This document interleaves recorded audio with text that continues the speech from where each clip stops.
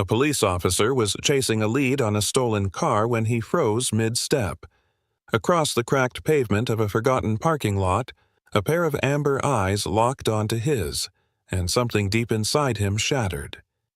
It was Axel, his retired K-9, starving, dirty, abandoned. But how did a decorated hero end up like this? What Patrick Monroe discovered next would uncover a trail of betrayal, hidden files, and a truth that would shake an entire system. What happened next will make you cry and restore your faith in loyalty, in justice, and in second chances. But before we begin, tell me, where are you watching from? Drop your country in the comments. I'd love to see how far Axel's story travels. And if you believe every dog deserves more than to be forgotten, hit that subscribe button, because what you're about to hear might just change how you see loyalty forever. The winter in Raven Creek had a stillness to it, one that settled in your bones and made everything feel more fragile, more forgotten. It was late afternoon in early January, and the skies above the Oregon town hung heavy with silver clouds. The streets were mostly dry, but patches of snow from the last storm lingered in the corners like memories that refused to melt. Patrick Monroe, a 36-year-old detective with the Raven Creek Police Department, zipped his department-issued coat higher against the cold. The wind carried with it the scent of old rubber and gasoline, a reminder that he was approaching the abandoned Southside fueling station near Alder Lot. Patrick had the look of someone carved from quiet storms.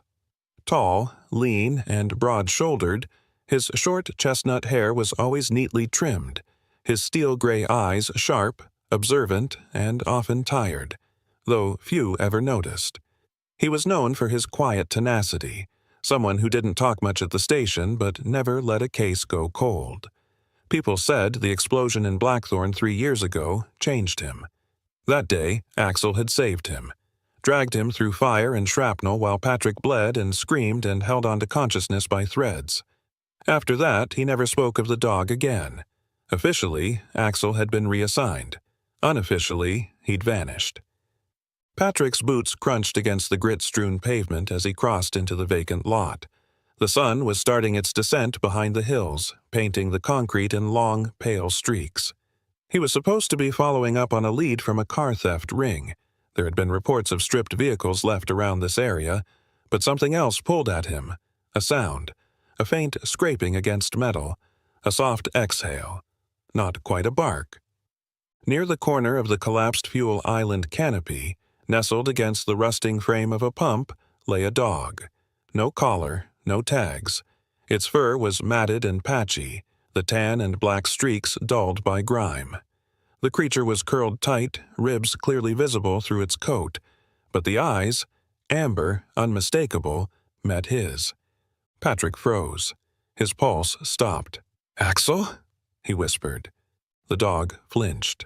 Its ears pressed back, and it let out a low whine, crawling slightly backward under the rusted pump like it expected pain. Patrick dropped to one knee, not caring that the ground was damp with half-frozen muck. "It's me, buddy. I'm here." The dog trembled. It didn't move forward. It didn't bark, but it didn't run either. Patrick noticed a faint scar along the left flank, barely visible beneath the clumped fur. A memory surged. A night mission gone wrong, shrapnel tearing through both their sides. The scar matched. The eyes matched. It was Axel. A slow shuffle of steps behind him made Patrick turn. An elderly woman, bundled in a puffy lavender coat and a faded red beanie, was pulling a small wagon filled with snack wrappers and thermoses. She stopped several paces away, frowning toward the scene. "That dog yours, mister?" she asked, her voice raspy but clear. "He's been lying there off and on for months." Patrick stood up slowly, brushing dirt from his pants. Do you feed him?" She nodded, stepping closer. "Only what I can. Scraps, mostly. He won't come near no one. Just lies there, makes this mournful sound at night, like he's calling someone, always stares off that way." She pointed to the north ridge beyond the town line, toward the forested hills. "Like he's waiting." Patrick studied her, maybe mid-70s, wiry and short, with a sunken jaw and pale blue eyes still sharp behind her thick glasses. Her name tag, half peeled and taped to her coat, read Sarah. She smelled faintly of pine needles and boiled peanuts. "Sarah, right?" he asked. She blinked, surprised. "That's me. I'm Detective Patrick Monroe. This dog, he's not a stray. He used to be my partner, a K9 named Axel." Sarah tilted her head, her gaze narrowing. "Partner? He's military or police?" "Police," Patrick said, his voice tightening.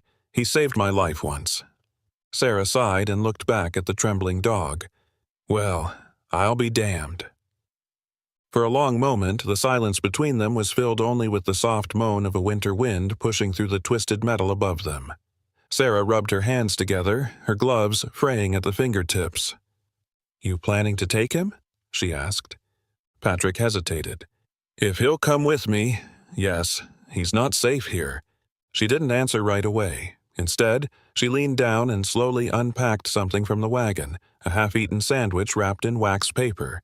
She knelt beside Patrick, her movements stiff, and gently set the sandwich just within Axel's reach. "He won't take it from my hand," she muttered. "Not anymore." They waited. Slowly, hesitantly, Axel stretched his neck forward, sniffed the food, and took a bite. He didn't growl. He didn't flinch. Patrick watched him, emotions crashing over him like the tide. How long had Axel been out here? How had no one noticed? "I know he's yours," Sarah said quietly, watching Patrick's face. "I can see it. But you better do right by him. He's been through something real bad." "I will," Patrick said. "Thank you for what you've done. Truly." She nodded, but her expression remained guarded. "I've seen men say things like that, seen them leave when it got too hard. You don't strike me as one of those, but you'd better not prove me wrong." Patrick crouched again and gently extended his hand. "Axel," he whispered. "Come on, boy. Let's go home." The dog looked at him. For a second, something flickered behind those tired eyes, a faint pull of recognition. But Axel didn't move. Not yet. Patrick stayed there, kneeling in the fading light, determined not to rush him. He knew recovery wouldn't be measured in minutes or even days. He would wait, as long as it took. Patrick drove with one hand on the wheel and the other resting gently on the tattered blanket wrapped around Axel. The cruiser's heater hummed weakly, casting a low warmth over the two of them as the snow began to fall, soft, hesitant flakes melting the moment they touched the windshield. Axel was curled up in the back seat, too thin for the padded seats, head resting on his paws. His eyes remained open but distant, blinking slowly like a veteran haunted by ghosts he couldn't name. The streets of Raven Creek blurred past. Bare trees lined the sidewalks like hollow sentinels, and the faint yellow glow of the police station peeked through the dusk ahead. Patrick turned into the station's private garage and killed the engine. For a moment, he just sat there, fingers clenched around the key. Inside his modest office, Patrick laid a thick towel on the floor beside the radiator and gently guided Axel onto it. The dog's legs trembled, but didn't resist. Patrick crouched beside him, brushing away bits of frozen dirt from the fur. That's when he saw it, a glint of metal beneath the matted hair at Axel's neck. He reached for it gently. A collar. Faded, frayed leather, almost black from grime. Attached to it by a rusted ring was a narrow rectangular tag, military style, but smaller. The engraving had been worn down, perhaps intentionally. Patrick squinted under the desk lamp's glow. Most of the numbers were illegible, except a faint trace of 4 digits near the edge. K92871. His chest tightened. "Hang on, buddy," he murmured. "We're going to figure this out." He opened his computer, logged into the Raven Creek PD system, and typed the number into the K9 database. Nothing. He tried cross-referencing old case files, deployment rosters, and handler pairing archives. Still nothing. Then he tried the internal transfer logs. Dead end. Finally, he accessed the restricted retirement registry, a list of all K9s reassigned or discharged over the past decade. The list loaded slowly, sorted by serial numbers. Patrick scrolled. K9 to 2870. K9 to 22872. There was no 22871. He sat back, staring at the screen.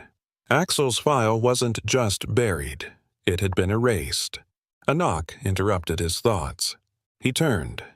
Standing in the open doorway was a woman with short auburn hair pulled into a messy bun, wire-rimmed glasses perched low on a sharp nose, and a lab coat slightly too big over a faded forest green sweater. She carried a black medical bag and a clipboard tucked under one arm. "Megan," Patrick exhaled with relief. "Thanks for coming." Dr. Megan Hale was a local vet in Raven Creek, but more importantly, Patrick's old classmate from university. Once fiercely ambitious, Megan had abandoned plans to work with pharmaceutical labs in Portland after her brother's suicide 5 years earlier. Since then, she'd moved back to care for her aging mother and ran a small clinic that specialized in trauma and rescue cases. She had the kind of demeanor that mixed clinical precision with gentle empathy. A woman who could stitch up a mangled paw while whispering lullabies to a trembling animal. She stepped inside, her boots squeaking softly on the linoleum. "I got your text. Is this the dog you were talking about?" Patrick nodded toward Axel. Megan crouched, assessing him without touching. "God," she whispered. "He looks ancient." "He's only 8, Patrick said. 7 when I last saw him. That was 3 years ago." Axel lifted his head weakly and stared at her, his tail thumping once before settling again. "May I?" Megan asked. Patrick nodded. She knelt closer and began her examination, gloved hands pressing gently along Axel's rib cage, checking his pulse, lifting his lip to examine the gums. Dehydrated, severely underweight, scar tissue on his flank. "These marks here, those aren't just from neglect." Patrick frowned. "What do you mean?" She looked up, eyes darkening. "There are bruises healing in patterns. Repetitive, consistent. This one, rib damage, probably from a blunt object. These lacerations on his back legs? They look like wire, tight wire. He wasn't just living rough. Someone restrained him." Patrick's jaw clenched. So he didn't just wander off and get lost. "No," Megan said quietly. "He was hurt, abused, deliberately." He rose from his chair and paced, every muscle in his body wired with anger. "His records are gone, scrubbed from the system. Axel was retired and reassigned after I got injured. I begged to adopt him, but they said he'd be sent to a secure facility." Megan paused. "Did they ever tell you where?" "No, and now it's like he never existed." She stood, brushing off her gloves. "Then maybe it's time we started asking who had the authority to make that decision." Patrick didn't answer right away. He looked down at Axel, the dog now sleeping lightly, his breaths shallow but steady. "You know," Megan said, softer now, "I've seen this kind of thing before. Not often, but rescue dogs, retired service animals, sometimes they vanish. Sometimes they're sold off. Cheap labor, underground security contracts. It's supposed to be illegal, but who's tracking it? Who cares when it's just a dog?" Patrick looked at her sharply. "I care." "I know," she said. "That's why I came." He sighed, rubbing his face. "Can you keep this quiet for now? At least until I figure out who else might be involved." Megan nodded. "Of course, I'll log a private record under a false ID for now, but he needs antibiotics, food, warmth, and someone to trust again." Patrick knelt beside Axel and placed a hand on his shoulder. "He has me." Outside, the snowfall thickened, covering the town in a hushed, white blanket. But inside that quiet police station office, a storm had started, and Patrick Monroe was just beginning to understand how deep the betrayal ran. The next morning, Raven Creek woke beneath a dull, gray sky and a curtain of sleet that clung to everything like regret. Patrick arrived at the precinct early, the cold biting through his coat as he climbed the stone steps. He hadn't slept much. Axel had spent the night curled tightly in the corner of the living room, occasionally twitching or letting out a low, breathy whimper. Patrick had sat with him until almost dawn, reading old case notes aloud like bedtime stories, hoping the sound of his voice might anchor the dog to something safe. The precinct's archive room smelled of old paper, dust, and coffee stains. Fluorescent lights buzzed overhead, flickering every few seconds like a bad memory. It was tucked in the basement of the building, behind a dented metal door with a sign that read, "Records, Authorized Personnel Only." Inside, rows of beige filing cabinets stretched wall to wall, their metal drawers labeled in faded ink and masking tape. Patrick knew this room well. He had once spent 3 straight days down here solving a cold case involving a string of arson fires. But today, he wasn't looking for a criminal. He was looking for a ghost. He moved past the main drawers and stopped at the corner shelf marked K9, Retired Assets, Archived. It was a forgotten section, wedged between old desk chairs and a box of rusted badges from the 90s. The boxes here were dusty and bent, stacked unevenly as though they'd been rifled through without care. He pulled the one labeled 2018 to 2020. Inside, yellowing folders with color-coded tabs rested in a fragile order. He flipped through until he found a form with handwriting he recognized. His own. K9, Axel, Monroe, Patrick, deployment log. But there was a sticky note attached, scribbled in thick red marker. Transferred, Gray Line Defense. Patrick's breath hitched. He hadn't seen that name in years. Gray Line Defense. Back when he was recovering from his injuries, rumors had floated through the department about retired dogs being outsourced to private security companies instead of being adopted out. He remembered a few officers voicing concern, but nothing ever came of it. Contracts were sealed, records were kept above clearance, and the issue faded as newer problems emerged. He scanned the document, but there was no address, only a company name, a faded contact number, and the initials SM next to the handler reassignment note. No one he knew. Back upstairs in his office, Patrick dialed the number, but all he got was a robotic voice. "This number is no longer in service." Figures. He looked up the business registry database and typed in Gray Line Defense. The result came up instantly. Gray Line Defense Solutions. Status: inactive. Registered office closed 18 months ago. The listed address was in a nearby industrial park, 15 miles out of town. Patrick scribbled it down. Even if the building was abandoned, it might still hold records, or answers. As he leaned back in his chair, his phone buzzed. A message from Megan. "Got a minute? Just remembered something that might matter." Patrick texted back and invited her over to the precinct. 15 minutes later, Megan walked into his office, brushing snow off her coat and clutching a travel mug of something that smelled like clove tea.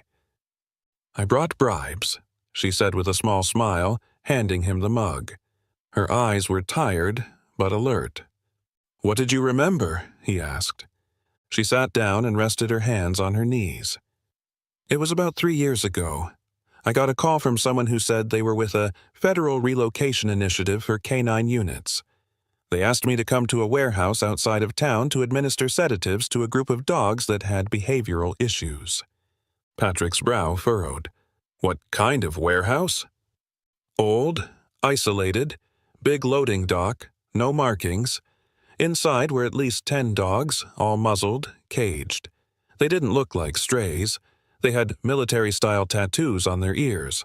One of them even had a scar near his eye like he'd been in an explosion." "You remember where this was?" "I didn't then, but now that I think about it," she paused. "I'm almost certain it's the same industrial park where Gray Line had its office. I recognize the drive in your photo from the database."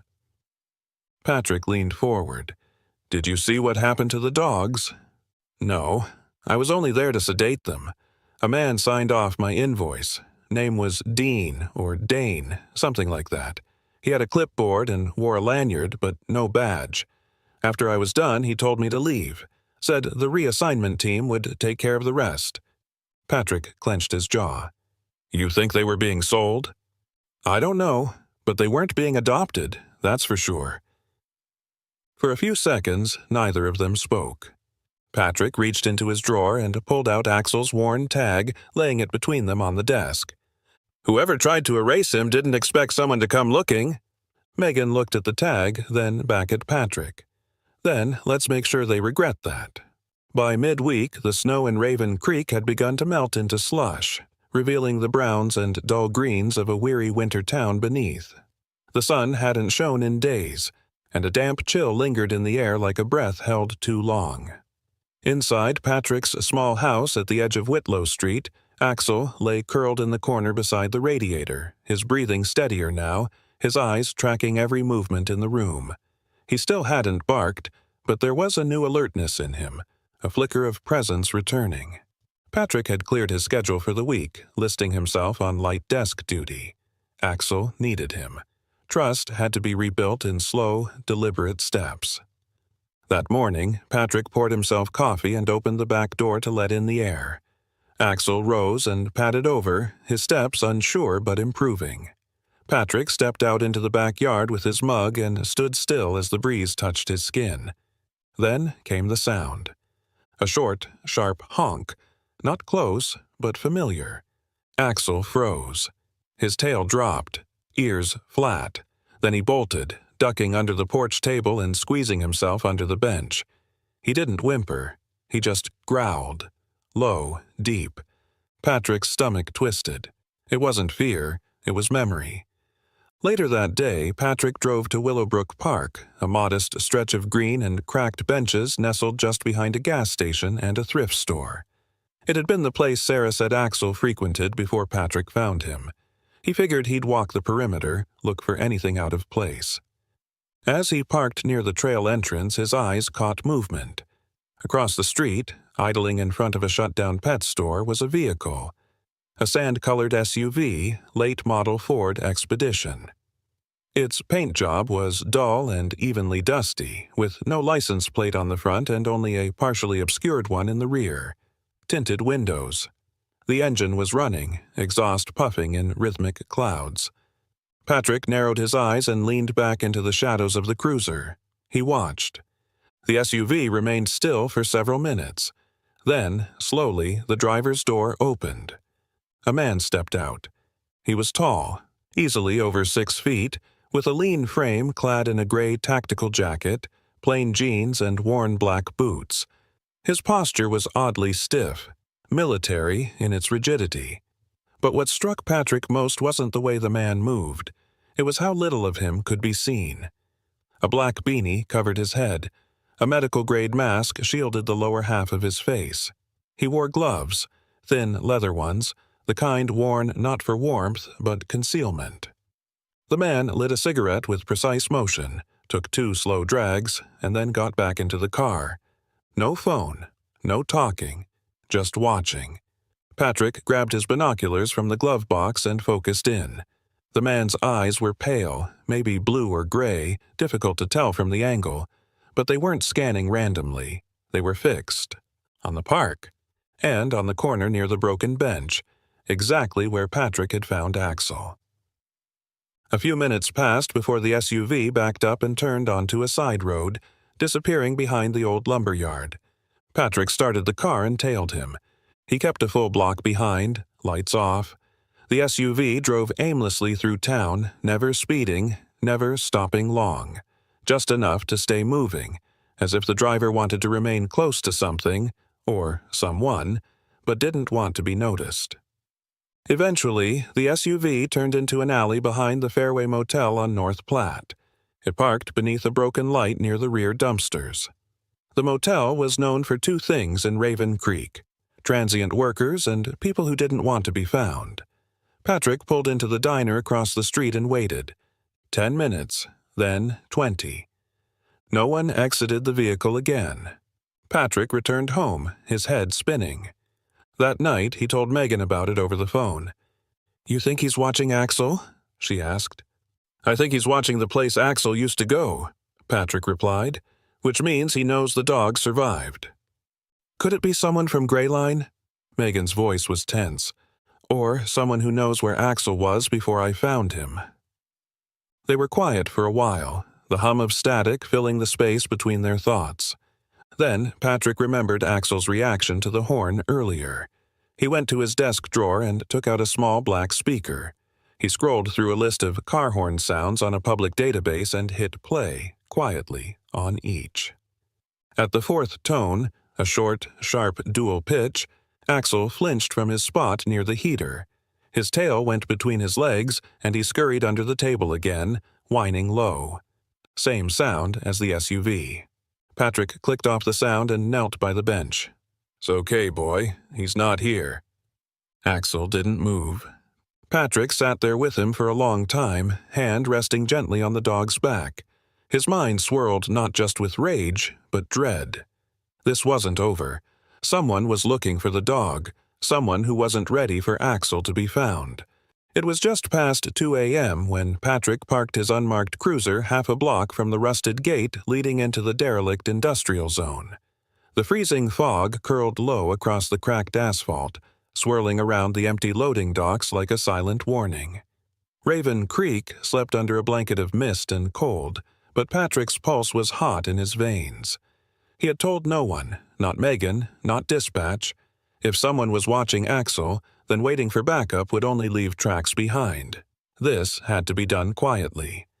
He walked the last 100 yards in silence, cutting across a patch of dead grass and broken pallets.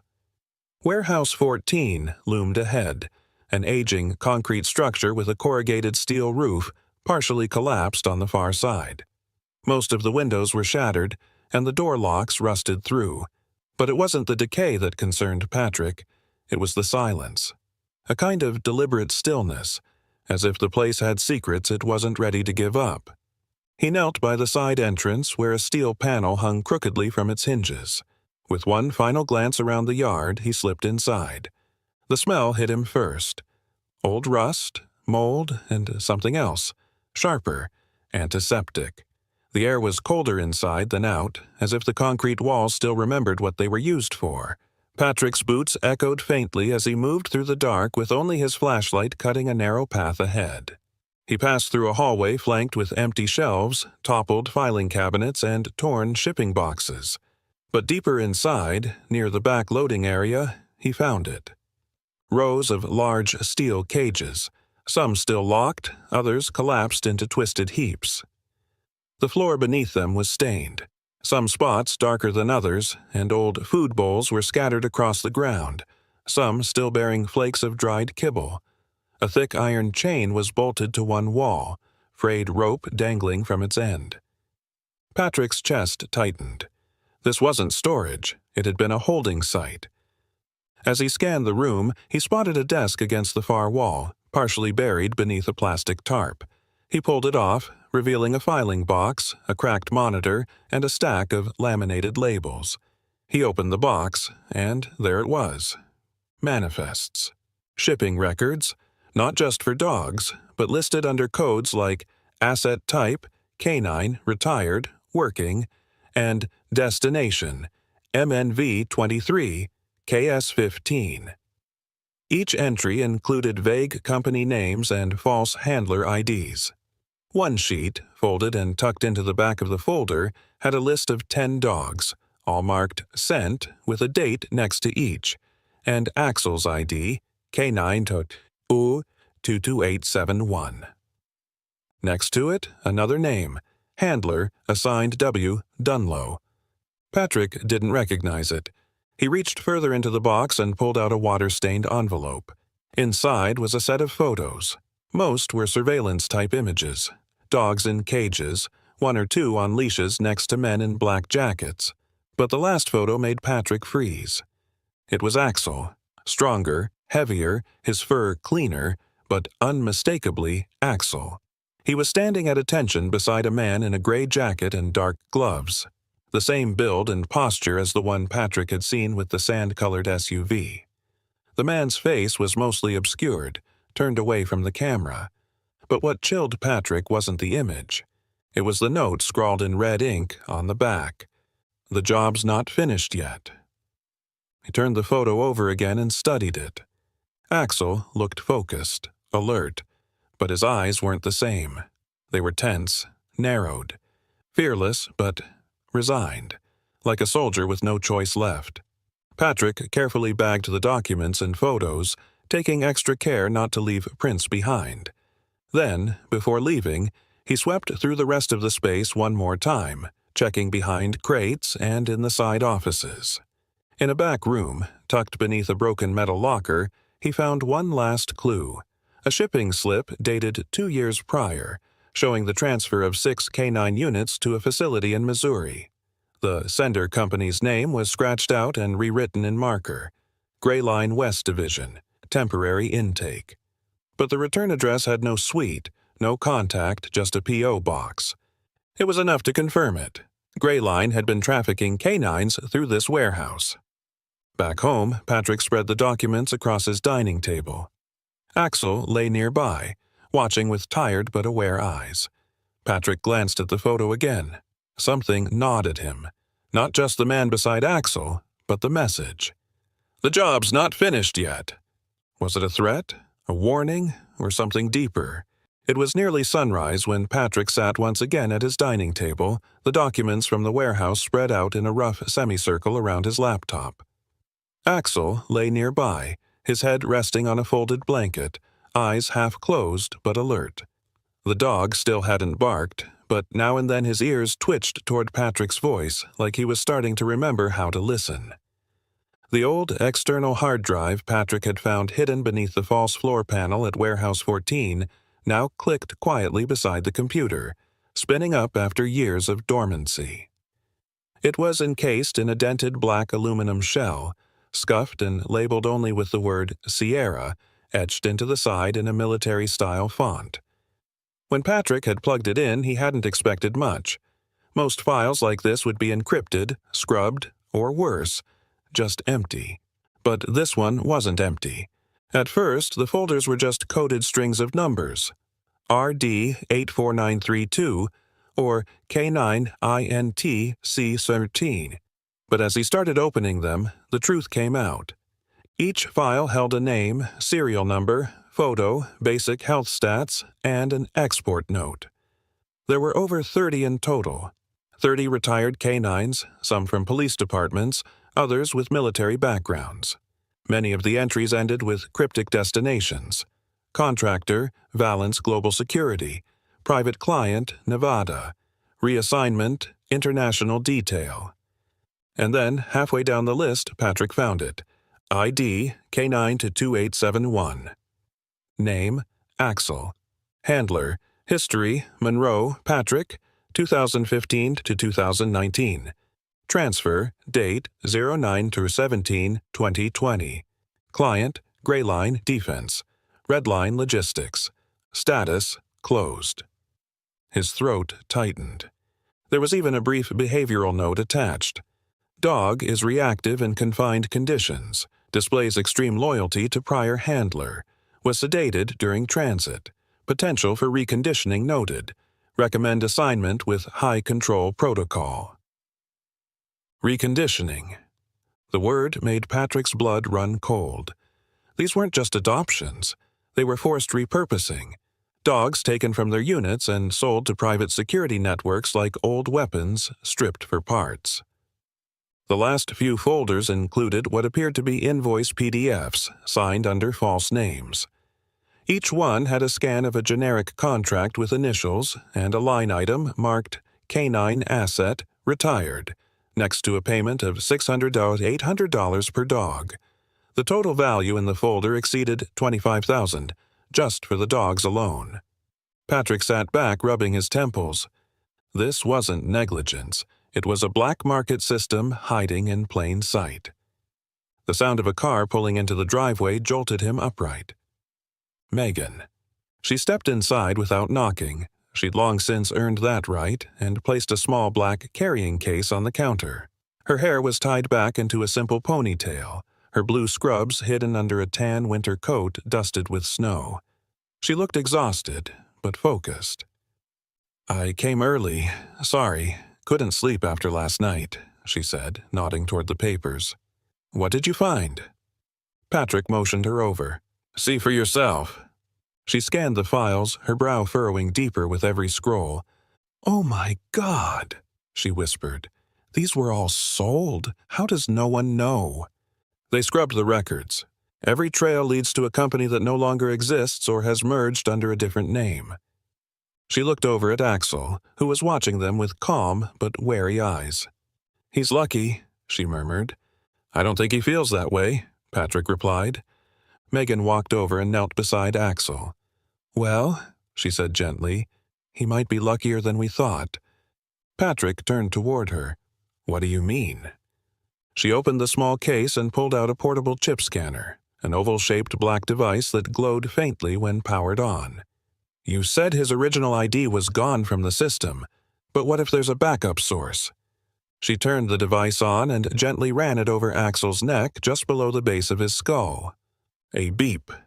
The scanner vibrated softly and displayed a line of data. Chip detected. Model 7215A. Encryption. Custom Tier 2. Primary ID K9-2871.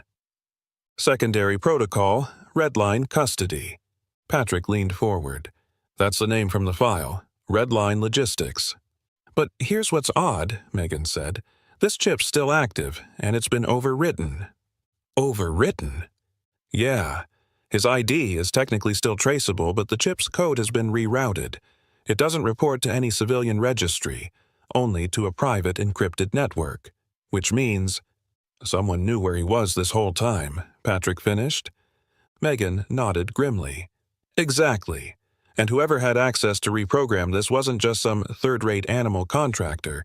This required equipment, authorization, someone inside." Patrick exhaled and leaned against the counter.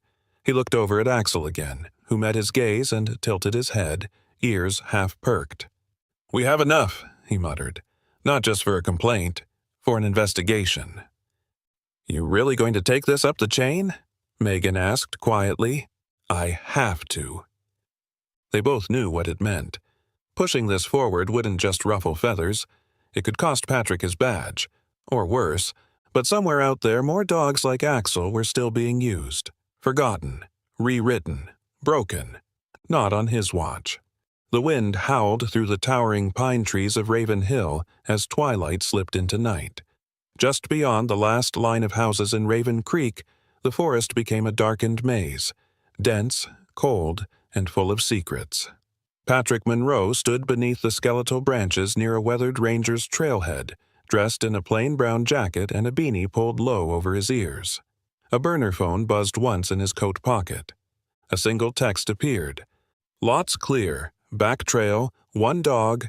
Cash." He took a breath. This was it. 2 days earlier, Patrick had anonymously posted on a private online board under a pseudonym, a client seeking a retired protection dog for security use. Trained, obedient, no questions asked. It took barely 48 hours before he received a reply. A handler named Lyle offered to meet near Raven Hill for a field test. Patrick knew the risk. No department backup, no badge. Just a wire tucked in his belt and Axel's tracking collar live-fed to Megan's tablet back home. He walked slowly along the dirt path, boots crunching in thin layers of frozen leaves, eyes scanning the darkened undergrowth. He passed 2 broken logs and a rusting metal post. Then, ahead, a shadow moved. From behind a cluster of firs emerged a tall, gaunt man in his mid-40s.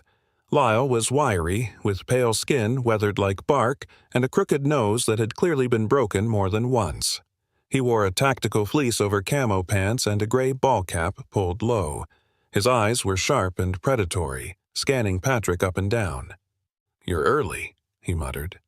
"I came alone, like you asked," Patrick said, keeping his voice steady.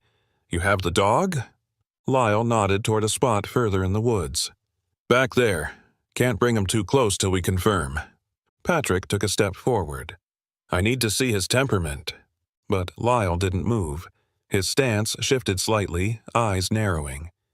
"Something's off," he said quietly. "You smell like a cop."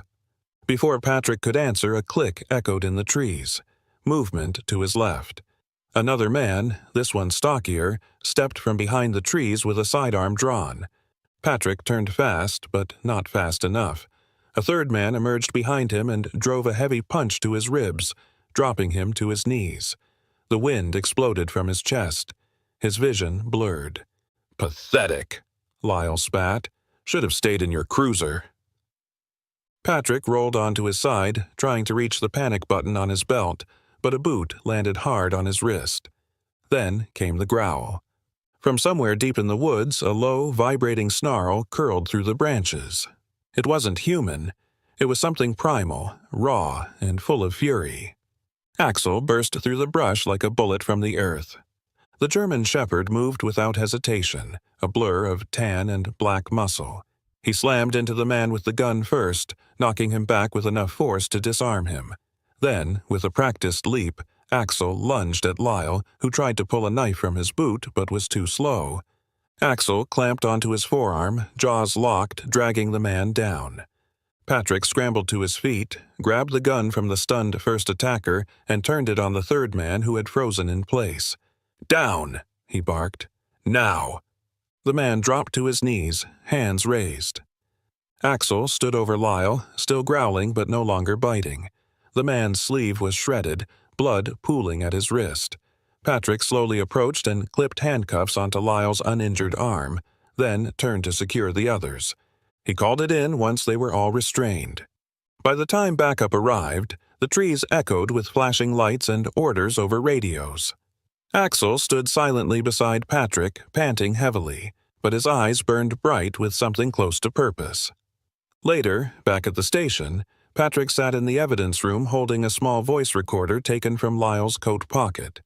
It had a broken clip and a cracked casing. When they played the audio, it was grainy but clear. "Greyline doesn't want 'em back. If they can't follow orders, they're done. We handle it. We always have. That's what they pay for." Patrick closed his eyes, jaw clenched. Proof.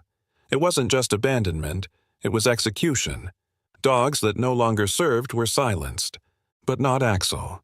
The sky over Raven Creek was bruised with winter clouds, casting a silver wash over the courthouse steps. Cameras clicked like a swarm of insects. Reporters jostled for position, and curious residents crowded the lawn, some holding homemade signs. Most bore Axel's name. One little girl in a pink wool hat held up a sign that read, "You saved him. Now he saves others." Inside, the council chamber was full, shoulder to shoulder with press, local officials, animal rights groups, and officers from surrounding counties. At the center, under the antique brass seal of the state of Oregon, stood Patrick Monroe. He wore his dress blues, but the badge on his chest had been re-engraved. No longer just detective. Now it read, VKOP Commander, K9 Justice Division. Beside him sat Axel, wearing a ceremonial black vest with a golden K9 emblem. The scars along his flank were still faintly visible through his fur, a quiet testament to all he had endured.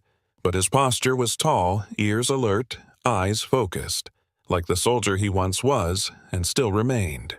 Patrick stepped to the microphone. His voice, though steady, carried the weight of years. 3 months ago, I found Axel in a parking lot. Starving, shaking, left for dead. I thought I was saving a single dog, but what I found was something much larger. What I found was betrayal. The room held its breath. He pressed a remote, and the large monitor behind him lit up.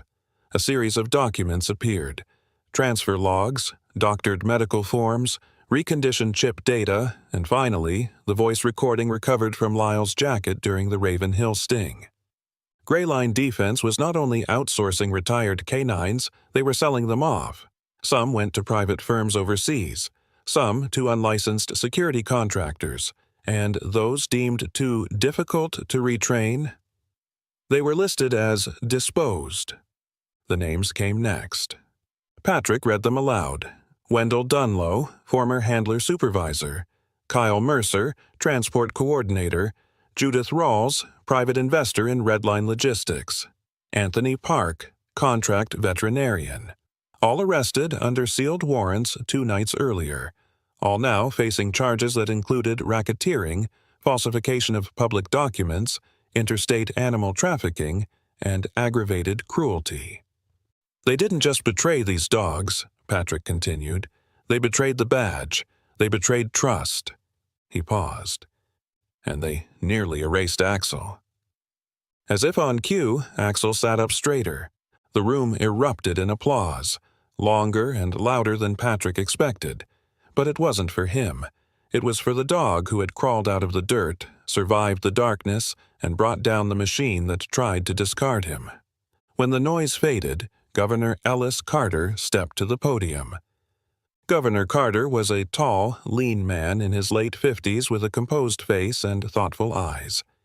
He had once been a federal prosecutor, known for exposing corruption in private prisons. Today, he held a silver medallion shaped like a star in one hand and reached gently toward Axel. "K9 Axel," he said clearly.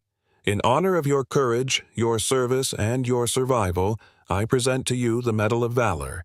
You stood between justice and silence. You will never be forgotten." Axel didn't flinch. He leaned forward, sniffed the governor's hand once, then sat back down, calm as stone. A few officers near the front saluted. Later that night, the Monroe house was quieter than it had been in weeks. Megan sat curled on the couch with a hot cider in her hands, wearing her flannel hoodie and watching Tango snore beside the fireplace. Tango, the Belgian Malinois with the cloudy eye, had already claimed the rug as his territory. Roscoe, the older shepherd mix with the crooked ear, had crawled under the coffee table and refused to come out since arriving. But today, for the first time, he'd wagged his tail when Megan entered the room. Patrick sat on the floor, back against the couch, with Axel stretched beside him. The room smelled faintly of grilled chicken, pine wood, and warm flannel. On the wall above them, a new frame had been mounted. Inside was Axel's badge, next to a plaque that read, "Justice for Retired Canines."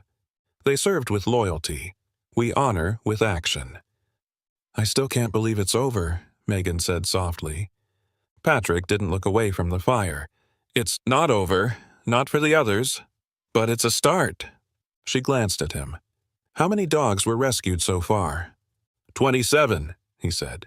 5 still in critical care. We're reuniting 2 with their original handlers next week, and 6 were adopted by officers from other precincts." "And Axel?" Patrick looked down. Axel was dozing peacefully, his breathing deep and steady. "He's staying right here," Patrick said, "till his last day."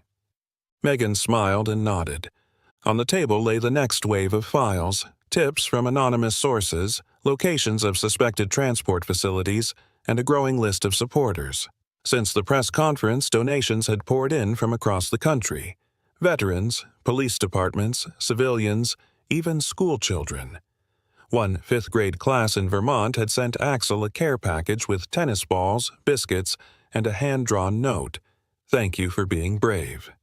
But Patrick knew that this campaign wasn't about fame or medals. It was about memory, about duty, about making sure that no one ever buried their past in a cage again. That night, just before midnight, Patrick stepped onto the porch with Axel at his heel.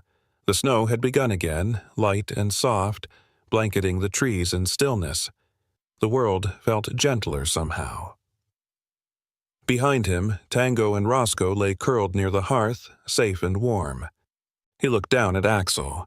"You ready to rest, partner?" Axel turned his head slightly, then gently bumped Patrick's leg with his nose. They stood together, man and dog, beneath the dark sky speckled with stars, silent, steady, and no longer alone. Sometimes the world forgets the silent ones, the ones who served, who loved, who waited. But even when the system failed him, Axel held on. He didn't give up, and just when his hope should have run out, something changed. Maybe it was chance, maybe it was courage, or maybe it was grace, because when no one else was looking, God was. Through one man's decision to stop, to care, to fight, justice found a way. Not just for Axel, but for so many like him. And that's the miracle. Not lightning from heaven or voices in the sky, but people, ordinary people, who choose love over silence, action over comfort, hope over fear. So if you believe in second chances, if you believe that even the smallest life matters, if you believe God places the right souls in our path for a reason, then let this story be your reminder. Heroes don't always wear badges. Sometimes they walk on 4 legs and carry scars, and sometimes the miracle is simply being seen. Drop a comment below and type Amen if this story touched your heart. Pray with us for every forgotten soul to be found and every loyal heart to be honored. And if you believe in this message, share it. Help someone else believe again. Subscribe to our channel for more stories that prove love still wins. And may God bless you wherever you are, whoever you are. Amen.